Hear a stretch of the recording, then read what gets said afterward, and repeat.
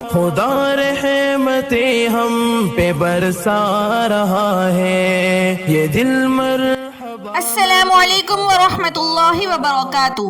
اعوذ باللہ من الشیطان الرجیم، بسم اللہ الرحمن الرحیم۔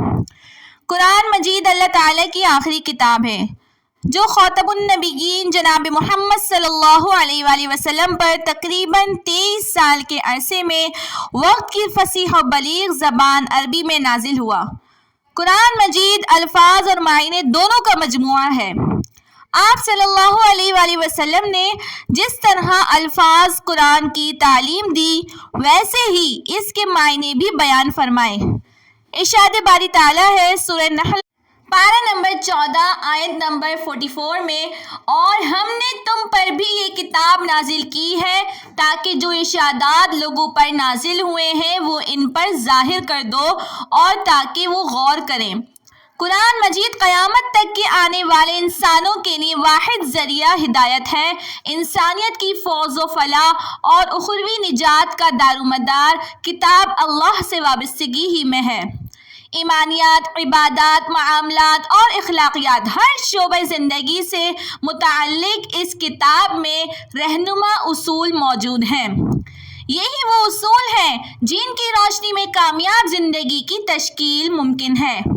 قرآن مجید کا نزول فصیح و بلیغ زبان میں اس لیے ہوا کیونکہ اس کے اولین مخاطب بھی عرب تھے، یعنی عربی تھے، اور قرآن نے عرب کے فصحاء و بلغاء کو چیلنج کیا کہ اگر انہیں اس کلام میں کوئی شک اور شبہ ہے تو اس جیسا کلام لے آئیں، لیکن وہ سب کے سب اس کلام کی مثل پیش کرنے سے عاجز رہے۔ ارشاد باری تعالیٰ ہے سورہ بقرہ آیت نمبر 23 میں، اور اگر تم کو اس کتاب میں جو ہم نے اپنے بندے محمد صلی اللہ علیہ وآلہ وسلم عربی پر نازل فرمائی ہے کوئی شک ہو تو اسی طرح کی ایک صورت تم بھی بنا لاؤ اور خدا کے سوا جو تمہارے مددگار ہو ان کو بھی بلا لو اگر تم سچے ہو۔ آپ صلی اللہ علیہ وآلہ وسلم کو عطا کیے گئے معجزات میں سے قرآن مجید آپ صلی اللہ علیہ وآلہ وسلم کا سب سے بڑا اور قیامت تک محفوظ رہنے والا زندہ معجزہ ہے۔ اس کی حفاظت کا ذمہ خود اس کے متکلم نے لیا ہے، یعنی کہ اللہ تعالیٰ نے۔ ارشاد باری تعالیٰ ہے، بے شک ہم نے اس ذکر کو نازل کیا اور ہم ہی اس کی حفاظت کرنے والے ہیں۔ قرآن مجید کو سیکھنے، سکھانے اور اس کی تلاوت کرنے کی فضیلت میں آپ صلی اللہ علیہ وآلہ وسلم سے کئی روایات منقول ہیں۔ آپ صلی اللہ علیہ وآلہ وسلم کا ارشاد گرامی ہے، خیرکم من تعلم القرآن وعلمہ، تم میں سب سے بہتر شخص وہ ہے جو قرآن سیکھے اور سکھائے۔ قرآن ہم سے یہ زور مطالبہ کرتا ہے کہ ہم اس کتاب میں تدبر و تفکر کریں، الفاظ قرآن کے ساتھ ساتھ اس کے معنی پر بھی بھرپور توجہ دیں۔ ارشاد باری تعالیٰ ہے، بھلا یہ لوگ قرآن میں غور نہیں کرتے یا ان کے دلوں میں قفل لگ رہے ہیں۔ ابو عبد الرحمن السلمہ رضی اللہ تعالیٰ عنہ کا قول ہے کہ جن لوگوں نے ہمیں قرآن پڑھایا جیسے عثمان بن عفان رضی اللہ تعالیٰ عنہ اور عبداللہ ابن مسعود رضی اللہ تعالیٰ عنہ وغیرہ، وہ نبی کریم صلی اللہ علیہ وآلہ وسلم سے جب 10 آیات سیکھ لیتے تو آگے نہیں بڑھتے تھے، یہاں تک کہ وہ سب کچھ جو ان میں علم و عمل کے بارے میں ہے سیکھ نہ لیتے۔ اسی لیے انہوں نے فرمایا، ہم نے قرآن کو علم و عمل دونوں کے لحاظ سے سیکھا۔ یہی وجہ ہے کہ ان کو ایک سورت کے حفظ کرنے میں مدت لگ جایا کرتی تھی۔ حضرت انس رضی اللہ تعالیٰ عنہ نے فرمایا کہ جب کوئی شخص سورہ بقرہ اور آل عمران پڑھ لیتا ہماری نظروں میں بڑا بن جاتا۔ ابن عمر رضی اللہ تعالیٰ عنہ کو سورہ بقرہ کے حفظ میں کئی سال لگے۔ امام مالک کی روایت کے مطابق 8 سال لگے۔ اسی سے متعلق اللہ تعالیٰ نے فرمایا، یہ کتاب جو ہم نے تم پر نازل کی ہے بابرکت ہے تاکہ لوگ اس کی آیتوں میں غور کریں اور تاکہ اہل عقل نصیحت پکڑیں۔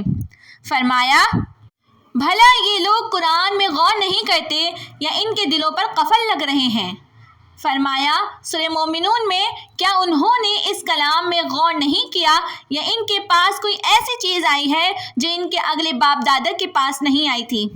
ظاہر ہے کہ کسی کلام میں تدبر کیے بغیر اس کے معنی سمجھنا ممکن نہیں۔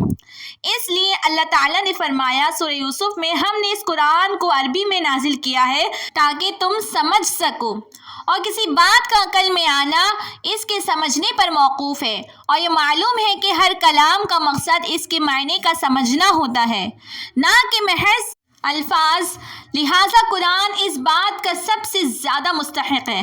تدبر و تفکر مسلمانوں پر قرآن مجید کا بہت بڑا حق ہے، لہٰذا قرآن مجید کو محض سجا سنوا کر خوبصورت اور قیمتی غلافوں میں لپیٹ کر رکھ چھوڑ دینے سے اس کا حق ادا نہ ہوگا، بلکہ ہمیں تلاوت کو الفاظ کے ساتھ ساتھ اس کے معنی کو بھی سمجھنا ہوگا، اپنے آپ کو اس کلام کے رنگ میں رنگنا ہوگا اور اپنے آپ کو اس کا تابعدار اور فرمانبردار بنانا ہوگا، تاکہ ہم اللہ تعالیٰ کی اس آخری ہدایت اور صراط مستقیم پر زندگی بسر کرنے کے قابل ہو سکیں، جس کو اپنانے والوں پر اللہ تعالیٰ نے خصوصی انعام فرمایا ہے، اور راہ حق سے روگردانی کرنے والوں کے لیے اللہ تعالیٰ نے مغضوب اور ضالین کے الفاظ استعمال کیے۔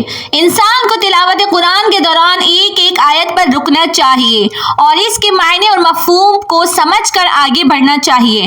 آیت رحمت کا تذکرہ ہو تو وہاں رک کر اللہ تعالیٰ کا شکر بجا لائیں، کہیں عذاب کا ذکر ہو تو وہاں اللہ سے اپنے گناہوں کی بخشش طلب کریں اور ہر قسم کے عذاب سے پناہ مانگیں۔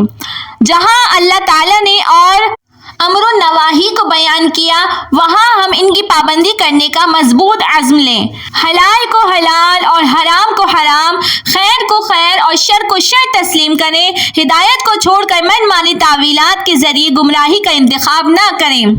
آج ہمیں یہ بات ذہن نشین کر لینی چاہیے کہ فلاح دارین کا انحصار قرآن مجید کے مطالبات تسلیم کرنے ہی میں ہے۔ اللہ تعالیٰ ہم سب کو قرآن مجید کا صحیح فہم حاصل کرنے کی توفیق عطا فرمائے، آمین ثم آمین۔ نعمتیں ہم پہ برسا رہا ہے، یہ دل مرحبا مرحبا گا رہا ہے، خدا رحمتیں ہم پہ برسا رہا ہے، یہ دل مرحبا مرحبا گا رہا ہے، خوشی ہے کہ رمضان پھر آ رہا ہے، یہ دل مرحبا مرحبا گا رہا